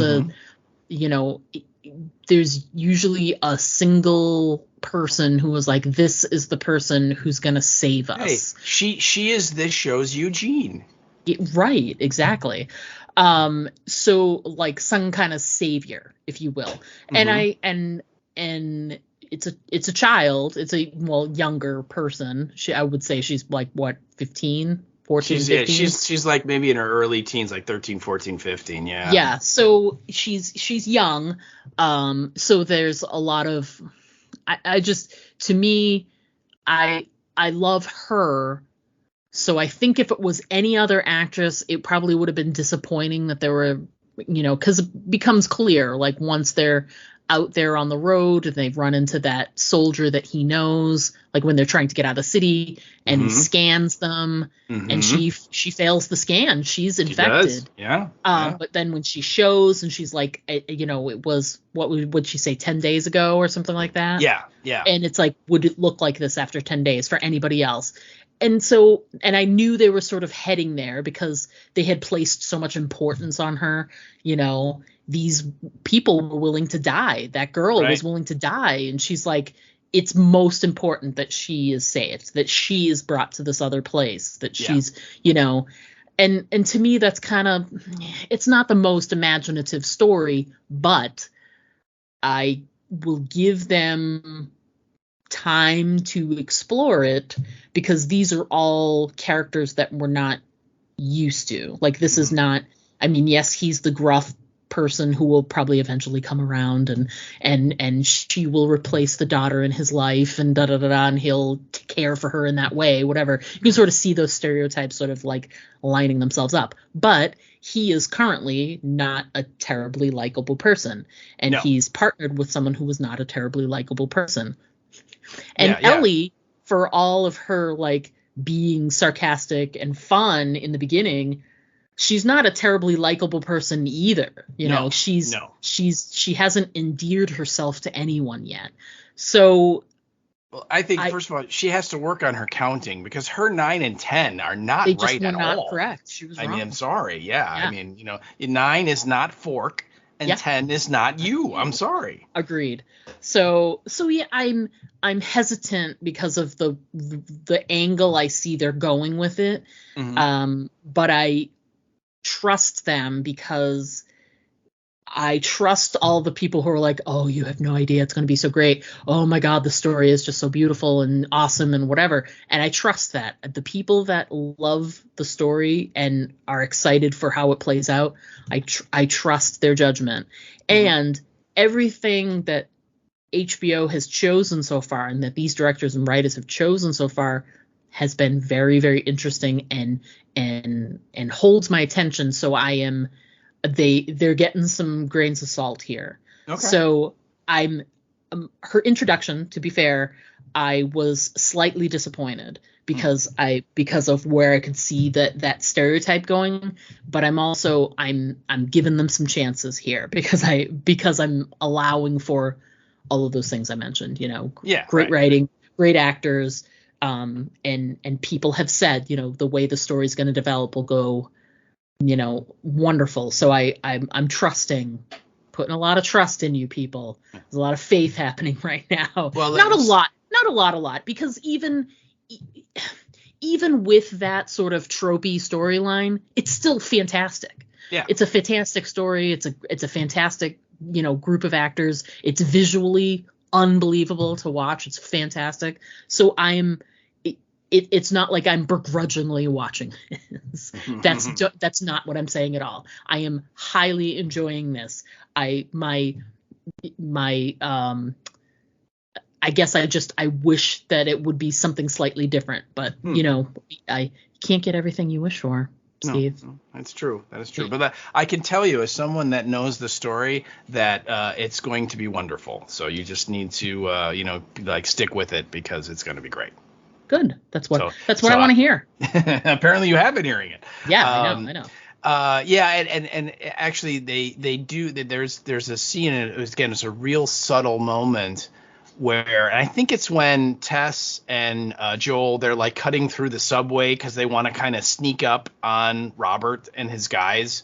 Mm-hmm. And they are cutting through this subway, and there's a sign up on the wall, and it's like a Fedra sign, and it might be somewhere else, I can't remember, but and it lists, basically it shows it's got a drawing of a body, mm-hmm. and like the head and the neck is one color, and the torso is another color, and the legs are another color, and it basically says if you're bit in the head, and then it says you'll turn in like 90 minutes. And then the middle section, it's like 3 to 4 hours. And then the legs and the ankle or the feet, it's the longest. It's like 8 hours or something. Right. And again, it's very subtle. It's in the background. They don't make a point of going, oh, remember that sign? They don't even acknowledge it. But then later on, when Ellie reveals her bite on her arm, yep. And she's like, look at it. It's like, and she, like you said, she says it's like, 2 weeks old, and she hasn't turned. And that's just to give you some idea that, oh, okay, so she is not like everybody else. Right. And again, the way that Anna Torv and Pedro Pascal play it, you can tell that they don't believe her. Right. But they're, because again, it's like kind of like you, very similar, I think, in that, you're like, oh, not this trope again. Right. And so I think they're kind of the thing, like, don't throw this miracle cure out at us, because we've been living through this for 20 years. There is no miracle cure, right. Kind of like John Hannah said at the beginning, there's nothing that can be done. It's just we lose. Yeah, right? We lose for sure. Yeah. So anyway, I thought that was really cool. And then, I again, you can see the similarities between Ellie and Sarah in that they're about the same age. Right. Sarah was kind of a smart ass. Yeah. Ellie much more so. And I think Ellie probably much tougher than Sarah, but that's just because of circumstance, right? She has to be, but again, how is this going to affect Joel? Right. Because, clearly that was not a very happy time of his life. And now he's, a lot of those memories and feelings and things that he probably thought, he had pushed down and would never have to re-experience are going to come bubbling back up, because now he's around this kid that is kind of like his daughter, so. Yeah. Agreed. But again, like I said, I'm very, like you said, it's gonna get awesome, and I'm here for it. I'm here for the ride. I think you were just asking like first impressions, and I did write it down when I was making my notes, and I'm hopeful that they take that stereotype and build on it and do bigger, better things we haven't seen before, and it sounds like they will, and I'm excited for that. As disappointed as I was to see the stereotype, I'm excited to see them like sort of turn it on its head, as it were. So yeah. And then we should also mention that the only other character that we really meet in this episode is Marlene, and she's the leader of the Fireflies. Yep. And again, she's the one that Robert was going to sell the battery to, and of course, we find out the battery was kind of a dud anyway. It didn't work. Right. And right. so the Fireflies and Robert and his people get into a big shootout, and Robert's dead. All of his guys are dead, and almost all the Fireflies are dead. And Marlene has actually been shot, but in a non-lethal way. She's kind of got like a little through and through on her side. And she's like, I'll be okay. I can't leave the quarantine zone for a while. I got to heal up. So, and then of course, here come Joel and Tess, and we find out Marlene and Joel have a little bit of a history, mostly because of Tommy, because we find out she kind of recruited Tommy to join the Fireflies. And so, you get the idea that Joel doesn't particularly like her very much. Yeah. You get that idea? Yeah, I did. I got that idea. Yeah. But, she's kind of like, hey, I'm in a bad spot here because she has to get Ellie out of the city. And the only option she has is Joel and Tess because they're there. Right. Right. And you get the idea that, hey, there's a big shootout here. The Fedra soldiers are going to come and investigate, so we have to get out of here anyway. And so she makes this deal with them that if they take Ellie to the Capitol building, there's a bunch of Fireflies waiting there to take her out of the city, and they will give Joel and Tess a truck and a battery and guns and ammo and supplies and all this stuff if they'll do it. Right. And so they agree, but it's not because they love her and they want to protect her. It's because they want the stuff. Right. Exactly. And Tess even says, we'll do it, but the Fireflies there, they have to show us all this stuff before we hand her over, or we'll execute her right there. I mean, they're just very blunt about it. Like, if this turns out to not be on the level, we will kill her. Right. There's no doubt. So again, they're nicer, but they're not super nice. Yeah, they're not the best of people. Yeah. And actually in the video game, you find out that very similar thing. You like work your way through the city, and you do go underground, and you actually fight a lot of Robert's guys along the way because it's a video game, so you're going to be doing that. But then when you finally get to where he is, he's dead and she's shot and so on. And you find out, though, that he was trying to trade guns to them, and something went down with the deal. And so they killed him. And so the reason why they agree to take Tess in the video game is, and I think the guns were supposed to be for Tess and Joel, like they were going to get them, and then Robert grabbed them. And so the deal that Marlene makes is, you get this kid to the Capitol building, the state building or whatever, and I will give you your guns that you were promised plus more. More guns, more ammunition, more of everything if you'll help me out. I mean, she's really like, it doesn't matter, whatever the cost, I'll pay it. I have to get this kid out. And so then they move out through the city, and at the end of the episode, they run across that soldier that he sold the pills to. And a question for you that I have, and I mean, I have my thought, but I want to hear yours.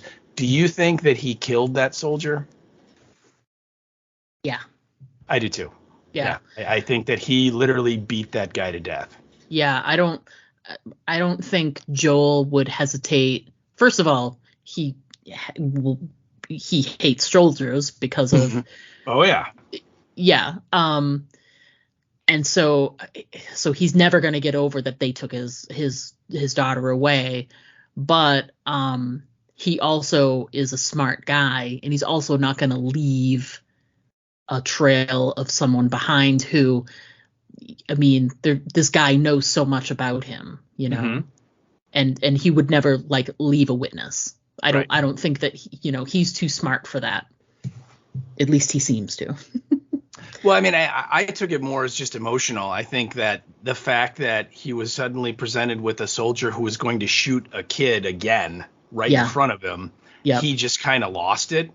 Mm-hmm. And so I think he was just pummeling the dude because it was rage. He's just finally getting a chance to get even. Don't get me wrong, Tommy blows that soldier's brains out in the 2003 sequence. So that guy got his, but this is a chance for Joel to actually get that out. Yeah. But I just was curious if you thought, do you think that guy was like still alive and was just got the literally the crap kicked out of him? And I was kind of like, yeah, I think that he's gone. yeah, I think he just literally beat him to death. So yeah, absolutely. But then you get that great shot of they go through that chain link fence and like the lightning crashes and you see the destroyed city in the background. Oh, yep. So great. It's so great. Yeah, and then with the credits. Yeah.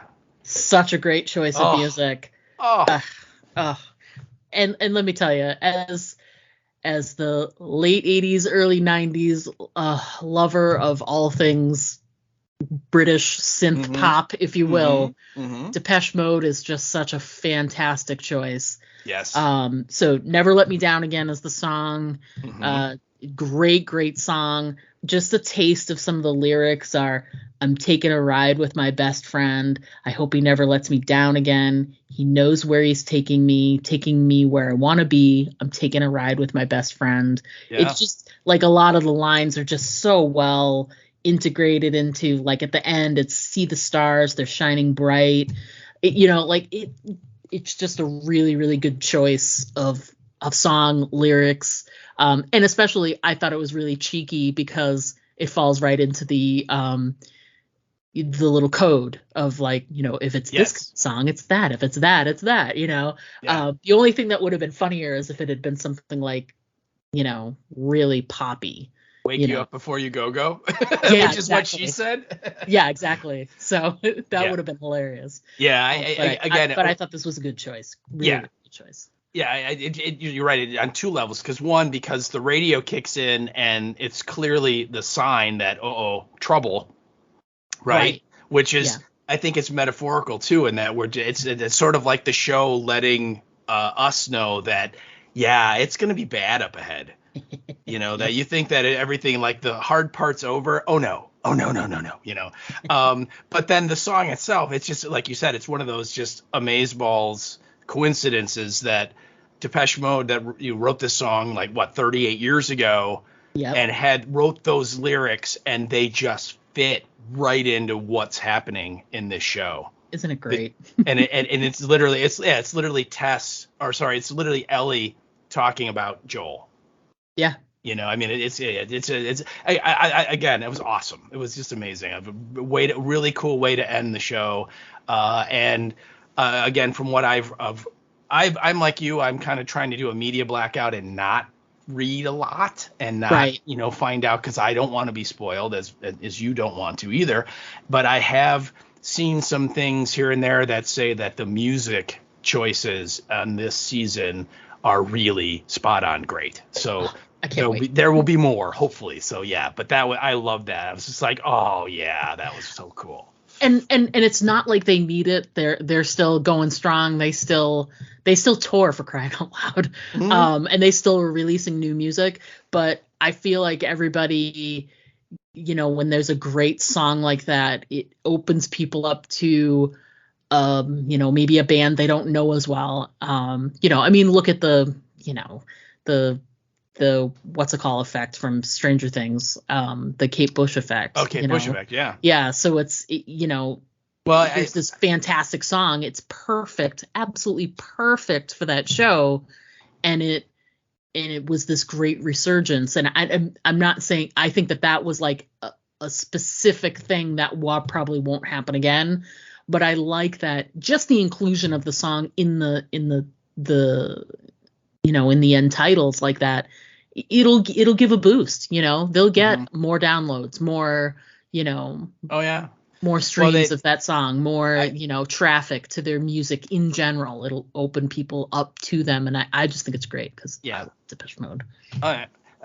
One thing I did see is that I believe in the third episode they use a Linda Ronstadt song from the 70s. Really? And I know which one it is. I'm not going to say. I don't want to blow anything. But the reason why it was news was that, again, talking about the Kate Bush effect, is that it aired on Sunday, and by I think this morning, it had like 100,000 downloads from like iTunes or something. You know what I mean? So like, I love that. you had this whole new audience discovering this music that they would have never thought. So yeah. So yeah, and that's kind of where I started reading like, yeah, the music choices, they're eclectic, but and not, I mean, certainly not obscure to, you know, old forkers like you and me. Yeah. But to anyone who's, you know, under 30, you know, It might be Mode, like Depeche what? yeah, right. Yeah. You know, or you know, Linda Ronstadt, who's that? You know what I mean? But anyway, so it's opening up a whole new audience to these people, and that like you said, that's great. You know, I'm here for it. I'm absolutely here for it. I love it. Anything else you think you want to discuss about the episode itself before we take our just I just, you know, I thought it was a really interesting choice that, other than the opening sequence in 2003, there are no zombies in this story. Yeah. You know, I mean, and what you see is very minimal. It's like, it's hints. It hints at what we're going to see later on down the road. We don't see, you know, what happens down the road. We just see the beginning. Yeah, you see a little bit of, you see the beginning, and you see the one case of the end when they break into the train station or the subway station, and there's the person that's like smushed against the wall. Yeah, and it's all like blood growing into it. Yeah, and basically he, you know, Joel's like, oh, that guy, he's cooked. You know, he's done. Yeah. So that you kind of see like the end stage of the cordyceps in a human being, where they literally are just like a plant. Yeah. And you see the very beginning with the old lady, and she's got the you know, the hairy vines coming out of her mouth. Yeah, the vines coming out of her mouth, which is it was awesome. And then you see like when they're going through the town, like that one infected guy, you know, stands up when he's trying to sneak past them holding Sarah, and then they have the chase through the diner and all that. But again, that's like stage one type stuff, you know. So I thought that was really interesting that, you know, I think the concept or the idea that I think most people were excited about, of like, ooh, mushroom people, you know, and all that, and we didn't see one of them yet. Yeah. So and so again, you know, episode 2, it's gonna be good. I agree. It definitely did a great job of like piquing your curiosity for what's to come. That's for sure. Yes. All right, guys. We're going to go ahead and take a quick break. When we come back, we're going to discuss our listener feedback, what's coming up on the podcast. So until then, stick around, because we will be right back. Hey there, Internet. Do you like scary movies? What about going way off the rails while discussing your favorites, like Nightmare on Elm Street? Can you all hear me? Mm-hmm. Yeah. Can you see me? Yeah. Yeah. Are you okay, Summer? Tell us what you're seeing. Friday the 13th. She's like, you're driving this whole thing, so it's like you're either gonna steer us to safety or you're gonna careen us all up to our death. Either way, I'm fine with it. I can see Summer doing a barrel roll out of a car now. I know. Down a cliff, down some fields. Halloween. Exactly. Tom. And that mustache and that butt. Oh my god. And more. Trust me when I say that there's no movie that we can't derail right off the cliff. So come check out the Dolls of Horror podcast with your hosts, Girl on Gore Jamie and Summer of Fear. And me, producer Jesse, as we tackle all the horror movies, both new and old, and hopefully give you a laugh or two along the way. The Dolls of Horror is available on all podcast streaming services, including Apple and Spotify. Visit thedollsofhorror.com for more information. Hi, this is Tom Savini, and you're listening to the Aim for the Head podcast with Diana and Steve. And don't forget to always aim for the head, because body shots just don't work. Hey, everybody, we are back. We are going to jump right into some feedback that we received from all of y'all. And first off, our first piece of feedback we received, this is old feedback. This is like from like last year. It's like last year feedback. It's so last year. If you're a regular listener, you know that we would get Andy's feedback usually after we had posted our podcast. Yes. And so we did get feedback about the finale, and it was after we posted the podcast. And I just took that email and I set it aside, and I was like, you know what? The very next thing that we cover, we will put that feedback in there. Now, I did not know that we would take 2 months off. It just sort of happened that way. And so this is a really old piece of feedback. But we love you, Andy, and we want to make sure, and he's so good about sending stuff in. I just want to make sure that his thoughts on the season finale of Walking Dead are Absolutely accounted for. So Thanks again, as always, Andy, for writing in, because he didn't just write in for that. He wrote in for Last of Us as well. So we got a double dose of Andy this week. So. All right, so hold on a second. I got to put on my Walking Dead hat. It's doesn't really fit anymore, but okay, all right, let's go. All right. Does it look like a sheriff's hat? It's a new sheriff in town. Yeah. His name is Reggie Hammond. Y'all be cool. Right on. All right. So as we said, Andy from Germany wrote us an email. He says, hi, Diana, and hi, Steve. Hello. I'm not behind. Hello. He says, I'm not behind because the episodes are aired later here in Germany. I always wait till your podcast is out before I watch the episode. I watch The Walking Dead because of the podcasts nowadays. Yee, that's not a good sign. Otherwise, I would have probably binged season 11. I can even say it's you who is to blame that I watch Fear at all. Oh, man, I'm so sorry. And I bow to you, sir. You are welcome. Yeah. Those are fighting words, man. I love this one, too. The last German podcast talking about Fear gave up years ago. Wow. They're like, 9, fuck this shit. It's like, it's terrible. We're done. Yeah. Clearly evidence that folks in Europe are smarter than Americans. Yes. There's your evidence, people. So this might be the right moment to thank you for all of the entertaining podcasts you produced over the years. Almost for free. Almost? Mostly. Oh, well, he did have to watch Fear because of us. And that is a big price to pay. And Andy, we appreciate it. So he says, almost for free and often more entertaining than the TV episodes. Well, thank you. I think it's harder than it may seem to do an interesting talk every week, especially if the episode doesn't provide much remarkable content. Thumbs up. And then he continues and says, but I hope you will return to your normal length. I hear your podcast on my daily walk, and now I don't reach the feedback before I am back home. Yeah, well, we are naturally blabby people. Yeah, we are blabby people. The series finale didn't really feel like the end of an era to me. From my perspective, the series slowly faded away during season 11. The era ended for me when our hero said, why fight for Alexandria? Let's just leave it to Beta's herd. Ooh, if they would have had this brilliant idea at season 7, they could have saved themselves much trouble and led a happy life at the beach of Oceanside. Rebuilding Alexandria when everyone lives at the Commonwealth's strawberry ice cream and healthcare makes no sense. I'm glad they finally wrapped this up. All in all, I don't have much to say about the finale. A good episode, definitely better than I expected a few weeks ago, but nothing memorable. I'd have preferred if they would have let Luke rest in peace instead of making him a second Morales. Playing the guitar at the beach of Oceanside would have been a fitting end for him. And since Carol doesn't want to, Judith should have joined Daryl on his search for Rick. They are my favorite pairing at the moment. Judith and Daryl, he means. They are a good pair. Greetings from Germany, Andy. And he adds on the end there, P.S. And wait till you hear this, folks. I thought a bit about alternative stuff for you to watch and discuss, but everything I like is either done like the series C, or you would have to watch some seasons to catch up, like with Snowpiercer. Agreed. And he says, what comes to mind is The Last of Us that I think starts in January. That's a really good idea. How about that, Andy? Look at you predicting the future 2 months ago. He says, but he gives a great recommendation. He says, what I'd recommend if you haven't watched it yet is Arcane, which I hadn't heard of.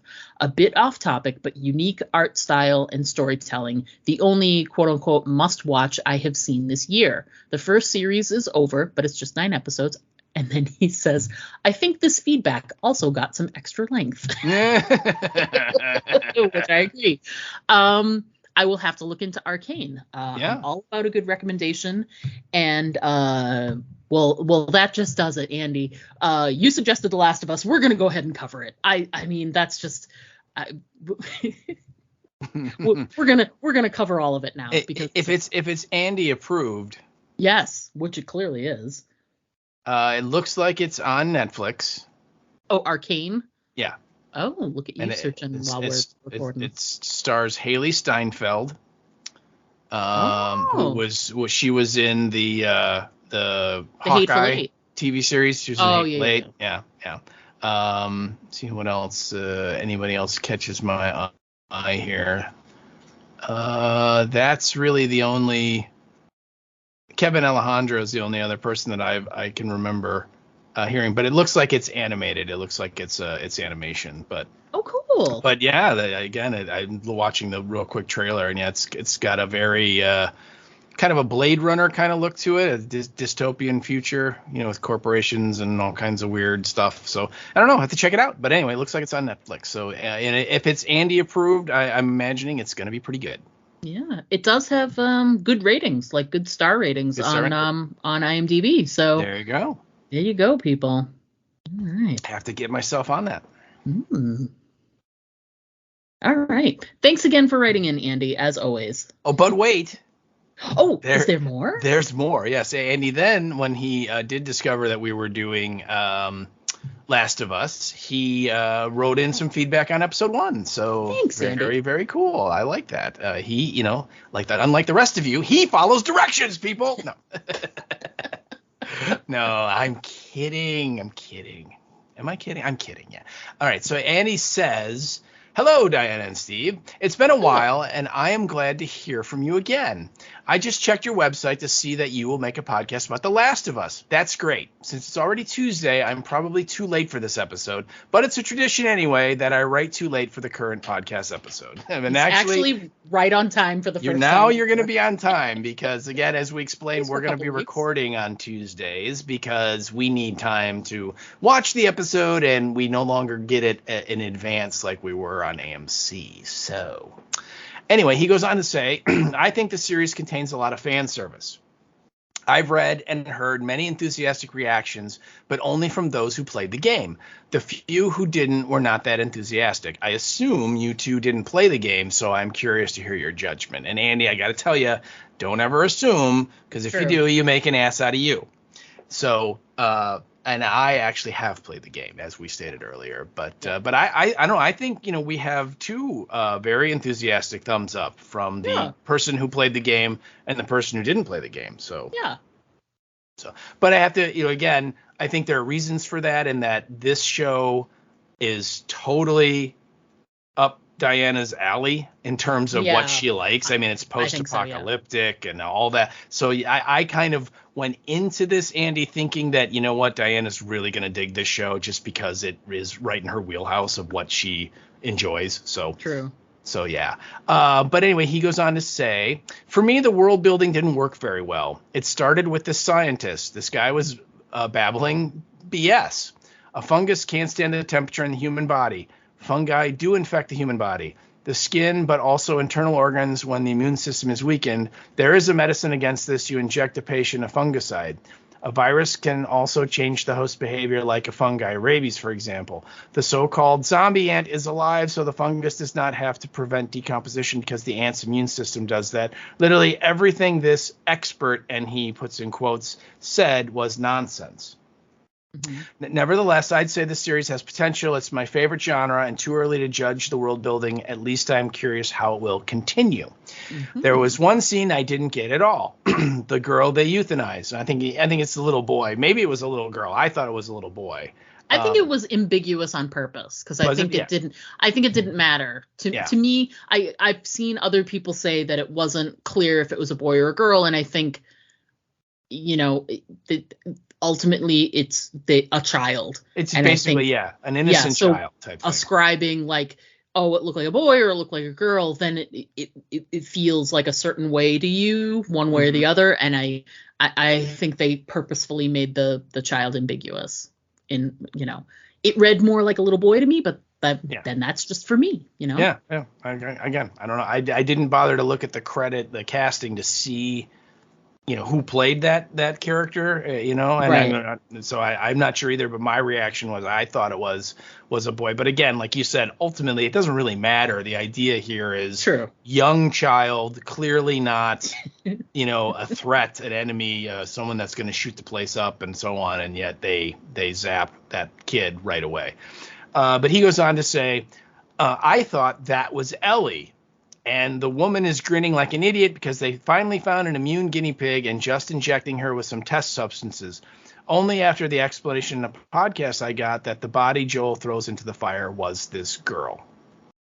And we actually touched on that a little bit, Andy. And again, it goes a little bit to world building in that scene was kind of there. So we know, the audience knows what the government, if you will, how they react to the virus, and how they handle it, if you will. And literally they're kind of confirming what the babbling idiot in the first scene is saying, is that there's no medicine, there's no medical way to cure someone from this thing, and the only course you have if you find someone that's infected is to kill them, because ultimately they will completely turn and try and infect you, right? And this kind of goes back to the basic trope from all zombie stories, right? In that that's the thing, that the ghouls will bite you and spread the infection, whatever it is, and you will turn. Yet in all of these stories, one of the protagonists ultimately gets bit, and usually, they're very cavalier about, you come across a ghoul, you shoot them. You come across an infected person you don't know, you put them out of their misery because, you're, air quotes, doing them a favor. Yet as soon as it's one of your people, we couldn't possibly shoot them, or someone will get bit and they won't tell anyone, right? That happens a lot. Yes. And again, I think in some ways it's a little nod to that as well, just kind of showing us that the infection's out there and the only way to deal with it effectively is to eliminate it. But as far as like the scientist and all of his, scientific babble, I am not a doctor and an expert in that area, so I don't know what he said was true and what he didn't say was true. All I know was that John Hannah said it, and it was really great. So I'm sorry. You need to back that up. John Hannah said it, and it was really great. It's great. But that's what happens there. Yeah, You're welcome. Would you like to go on a boat? Do you like boat salad? Do you like boat salad? Yeah.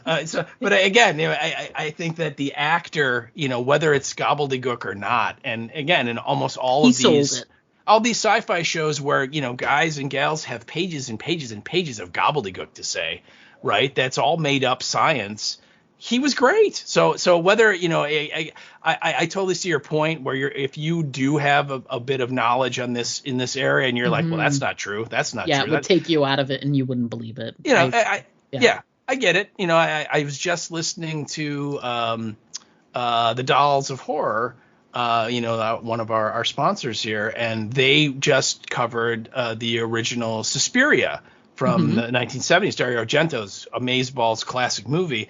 And Summer on that show, she growing up was in ballet. She wanted to be a ballerina for a little while. And so she seriously trained when she was a kid.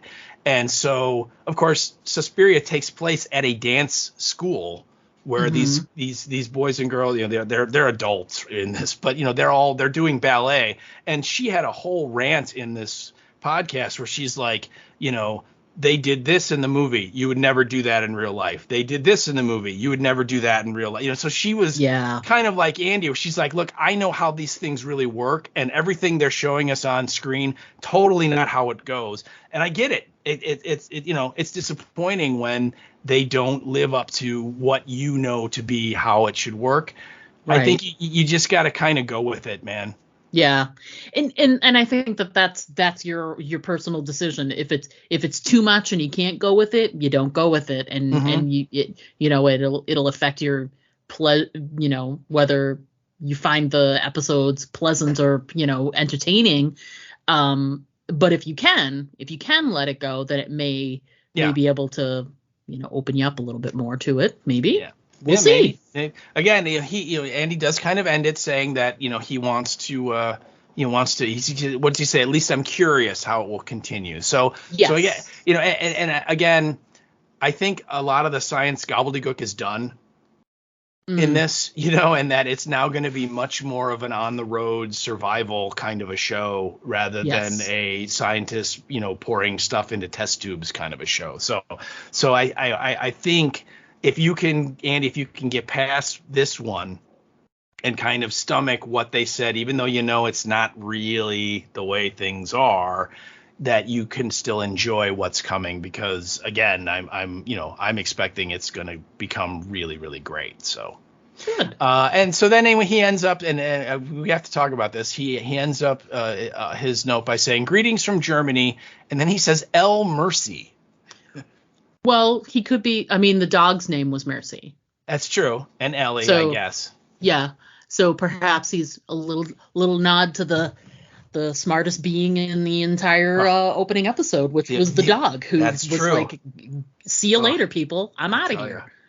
Yeah. I'll tell you, boy, that scene when Sarah leaves their house and the dog is just staring at that old lady and almost kind of has its head turned sideways, like, trying to figure this out. Something's wrong here. Yeah. Oh, and again, it's just like, people pay attention, okay? What is wrong? Anyway, thank you so much for writing, Annie. It was amazing feedback on both. I'm glad that you made it through Walking Dead, and your points are very valid.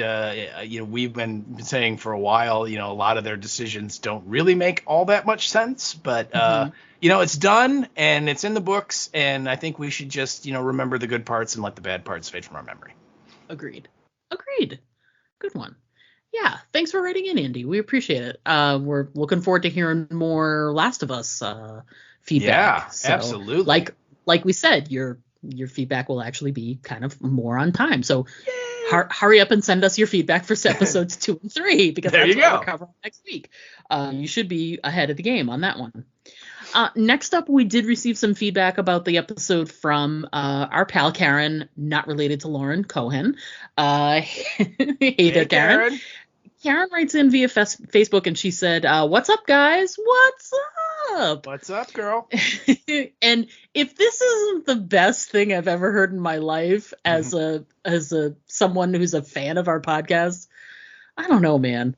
She says, "I'll be honest, my husband wanted me to wait to order HBO and then binge the season to spend less money. But then I saw you were going to podcast about it and decided it couldn't wait. It was worth the face he gave me." So she's paying more money to watch Last of Us longer. Yeah. So she can do it with the podcast, Karen. That's amazing. I'm so that stuff tickles me. I know, it's so great. So she says it was worth the face, her husband. It was worth the face that he gave me. But now he's watching with me. So yay! There you go. It started out kind of uncomfortable, but now it's it's better. So that's great. You see that we're strengthening a relationship here, Diana. Yeah, just one podcast at a time. That's all we can do. That's all we can do. So she continues and says, "So far, I'm enjoying it much more now that they are out, quote, in the wild." Which I think episode 2 will have a little bit more out of the walls. Yeah. I kind of hate that the government is killing / giving shit jobs / ration cards. I think they could have made Joel look more 36 than they did. Yeah. Then age him up 20 years. It's true. His jump from 2003 to 2023 basically was just like a little powder in his hair. That's all they really did. But, whatever. And you got to think, too, those were 20 hard years. They were. It's not like he was just like sitting in an air-conditioned, place or on a beach somewhere sipping a pina colada. Eating 3 squares a day. That's not what happened. No, not at all. So. Yeah. All right, I agree with you there, Karen. She says, so they could have made him look more 36 and then age him up 20 years. Just saying, 1 or 2 less forehead lines or something would do the trick. I hope I'm not looking that rugged in my late 30s. The backdrops with the fallen buildings are so rad, and it's so creepy in the dark. The plants have taken over, and I'm into it. I'm looking forward to what's coming up, and I'm happy you guys are back. Karen, Aww. It was pretty killer. I'm pretty excited. I'm excited to cover this show. I'm excited to bring it to you guys every week. I'm excited that the listeners are excited too. This is great. I know. This never happens. Everybody's excited. I know. It's so great. It's a new year, people. It is. And not only were they excited about the episode, we got some specific feedback when we first revealed that we were going to be covering this show. We basically were like, guess what we're doing? Mm-hmm. And we got a whole bunch of feedback from people that it was just about us kind of covering the episode. Yeah. And it ranged. It went all over the place. Everybody's pretty excited about us covering. Do you want me to just read through them? Yeah, go right ahead. So Jason Kabassi, Mr. in, the head honcho at Podcastica Network says, I mean, how could you not? Loving this show so much. And Jason is covering it on his podcast as well. And he's been excited for this. So many people so excited for this series to start. Our series regulars are back. Pitney and Amelia's Bitch and Boutique. Amelia wrote in and said, OMG, I love this series so much. I am so excited. So Amelia, start sending us some fun emails because you know how much we love those. Episode 2 and 3. Let us know what you thought. Erica Price wrote in and said, yay, because I have questions. All right. And I responded and said, I do too. What are your questions? And she didn't respond. But Erica, send us your questions. What are your questions? We are here for you people, okay? Yeah. Yes. Alex Baelish wrote in, of course, and he said, OMG, it was pretty flippin' awesome. And Alex already sent us.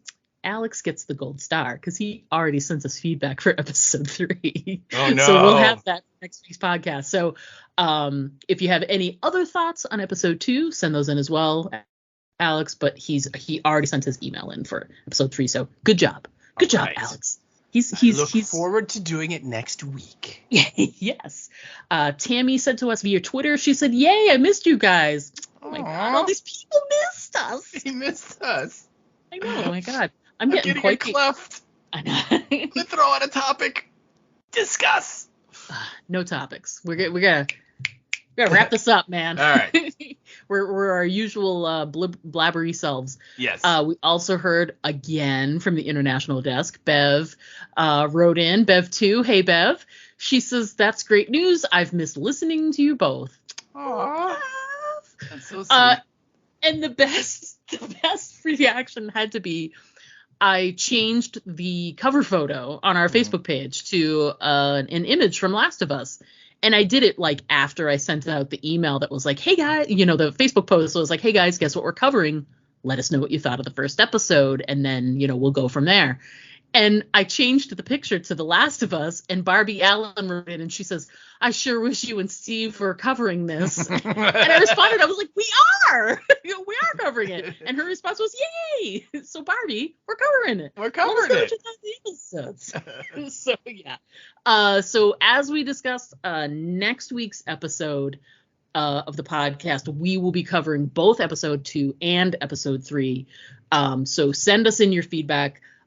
Especially reach into your brains and try and find some feedback for episode 2, because I have a funny feeling based on how much response there's been online for episode 3 so far. I think we're going to get a lot of episode 3 feedback. So if you've got any specific thoughts on episode 2, we would love to hear those. I mean, if you've got them on 3, send them in. I'm just saying. 3's fine too. Yeah, and I we didn't talk about this on the podcast, but I remember I had told you this when we had gotten together a couple weeks ago that reviewer that had seen the first couple of episodes, one of his comments was episode 3 is when the show really kind of takes off. Yeah. And the first 2 episodes is to use Andy's term, a lot of world building, a lot of here's how everything works. here's the world, here are the government people, here are the fireflies, here are the monsters, here are our, all that stuff.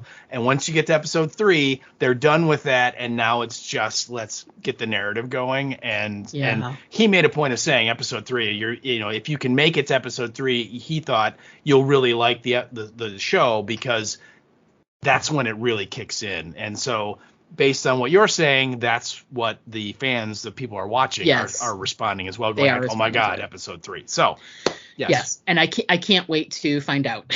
Yeah, I know. Like I said, I have not watched episode 2 or 3. They've both already been shown on HBO. So I want to watch episode 2, write down my thoughts, and then watch episode 3, and then write down my thoughts. Because then episode 4 is happening this coming weekend. So I really want to catch up, because I don't want to be spoiled. And it's such a pop culture show right now. It's really in the pop consciousness. So there's some spoilers and some things that are already out there, and it's like it just, there's nothing you can do. It's hard to block it. You'd have to be off of social media entirely to not have anything happen. So I'm trying to be as careful as I can. Yeah, it's tough. So that's what's coming up on the podcast. Send us in your feedback. We can't wait to hear from you folks. We're so excited to cover this. Yes. So speaking of covering stuff, I wanted to throw a shout out there that our pal and listener, Alex Baelish, is covering for the Podcastica Network, which is Jason's network.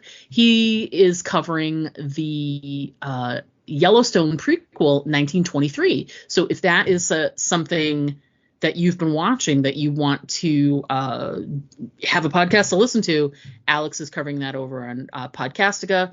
I have not watched the series yet.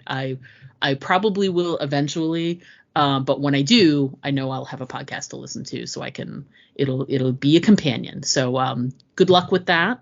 They've already done a few episodes, I believe, so I hope it's going well for them. So yay, Alex, yay! Yeah, no, that sounds really cool. I unfortunately I want to say that's on Apple, or no, Paramount. It's on the Paramount Network. I think, so I don't have access to it. But are you sure that it's the Yellowstone thing? I thought this was the Harrison Ford thing. Harrison Ford is in it. It's a Yellowstone prequel. Is it a Yellowstone prequel? Okay, it is. Harrison Ford and Helen Mirren. Yep. And so on. But yeah, okay, cool. Yeah, so, it's a Yellowstone prequel. Yeah. I mean, I knew it was coming out. I'd heard about it, and kind of with Harrison Ford, you're like, oh, Harrison Ford's doing TV, cool, But then I found out, it's on something I don't have access to. So I'm like, all right, well, whatever. That's the other stumbling block. I've got some vague interest in it, but I'll have to wait and sort of watch it all together, just personally for me. But folks, if you've got that Paramount Network and you want to watch it and you're looking for a podcast, then I always recommend my pal Alex. Oh, absolutely. So, yeah. I'm sure he'll do a great job covering it. So, yeah. Absolutely. Yeah. And lastly, we're pretty excited this weekend. Talk about a really great opportunity. We go a lot to movies at the local Chicago theater, the Music Box. They are always committed to doing these really great. They don't just grab a film and show it. They're always good about getting what's the most recent, restoration print. This is going to be in really great shape or whatever. And a few weeks back, we went and saw Assault on Precinct 13, which was fantastic. It was that print was in such great shape. Oh, well, it was a 4K. It's they're re-releasing it in 4K Ultra HD, type thing. And yeah, it was crystal clear. The sound was amazing. Yeah, it was incredible. Yeah. Plus, it was just fun for me to watch you guys watch it because you've never seen it before. I hadn't seen it, and it's got some cheesy 70s stuff, and it was so much fun. We had such a great time at that movie. It was so great. Yeah, but it set it up because here's this great movie that's got this great restoration, and this weekend we're gonna see another great movie which I've seen before many times, and it's been a while. It's a restoration of Escape from New York, and we are so excited to go. It's a midnight show, and not spring chickens anymore. So it's gonna be a tough weekend, but we're gonna muscle through and we're gonna make it happen. My Saturday afternoon is set up from 1 to 6. I am sleeping. It's tough. I'm gonna be. This is my bachelor weekend, so I'm gonna be home alone. So I'm gonna work really hard at. I can exist on only a few hours of sleep. So my plan is to sleep in on Saturday, and then just sleep in on Sunday. Yeah. Yeah. I agree. So, because I think the last time we did a midnight show, I did. The problem is that I live far from the city. So when I'm finished, I usually don't get home from whatever movie we've seen until about 3:00 in the morning. Right. So, which is fine. Who cares? But if you don't have enough sleep under your belt, driving a car on the highway at 2:30, 3:00 in the morning, it's not ideal. It's challenging. Yeah. I believe it was almost a little bit more than a year ago, and we saw Dawn of the Dead. Oh, God, so good. It was so much fun. It was on George Romero's birthday, which is in the middle of February. It's right around Valentine's Day. And and they had a midnight screening at the Music Box for Friday night and Saturday night. And I think we saw it on the Friday night. This time we're going to the Saturday. Which is show. smarter because we can bank some sleep hours in before the movie starts. Yeah. And it'll be fun because this is my birthday weekend. It is. And I'm very excited. So yeah, we're gonna have all kinds of fun this weekend. It's gonna be a good time. Yeah, for people in the area, the Music Box, we talked about it before. It's an old movie palace. It's been around for about 80 years showing movies.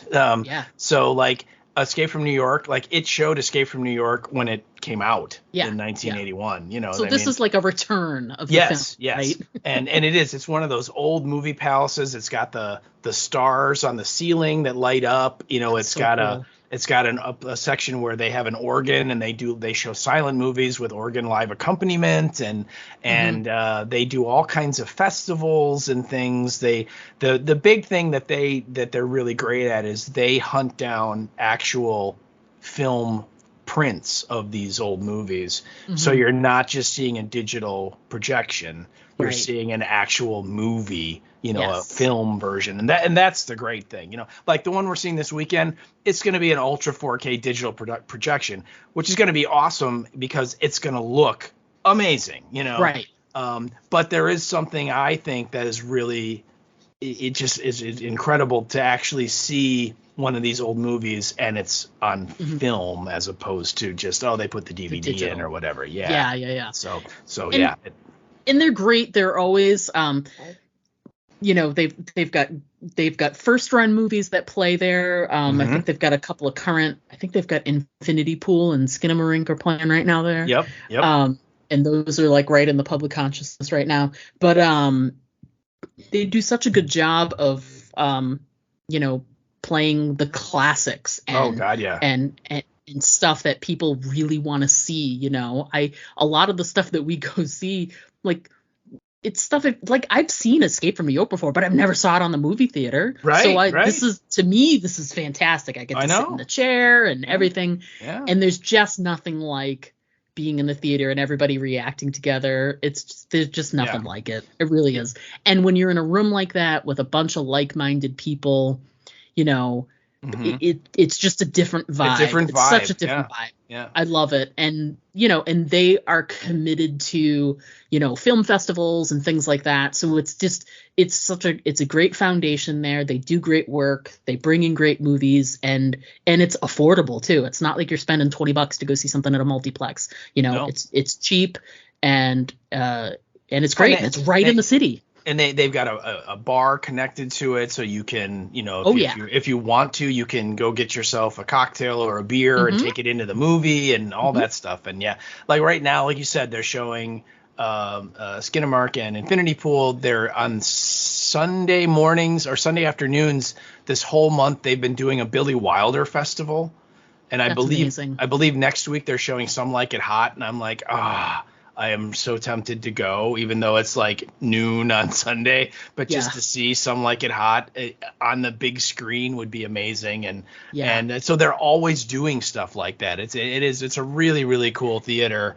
And like you said, it's right in the heart of the city on the northwest side, and yeah, it's a very cool place. So yeah, it's gonna be fun, man. It's gonna be fun. Very excited. Very excited. I'm expecting it's going to be like Assault on Precinct 13 in that it's going to be a full, that theater probably holds about 300 people, 400 people. And when we saw Assault on Precinct 13, it was like 80%, 90% full. Yeah, it was a lot of folks. So. Yeah, exactly. Don't think that showing a movie at midnight would deter people. No. No. Not at all.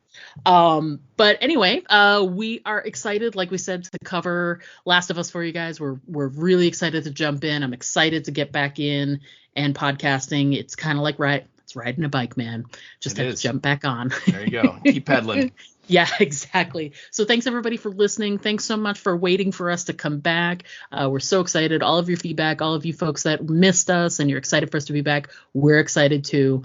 And we can't wait to talk to you some more. But we're going to go ahead and sign off and talk to you again next week. But as always, I'm Diana. And I'm Steve. And don't forget to always aim for the head. Because body shots just don't work.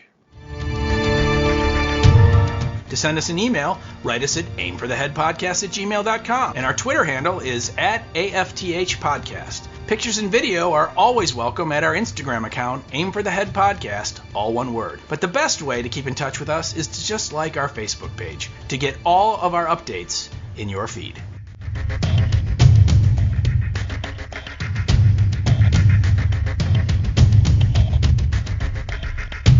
I have a button here that says stop recording, so I could actually just say, I don't think so. I don't think so, girly. Take your podcast and shove it. That's right.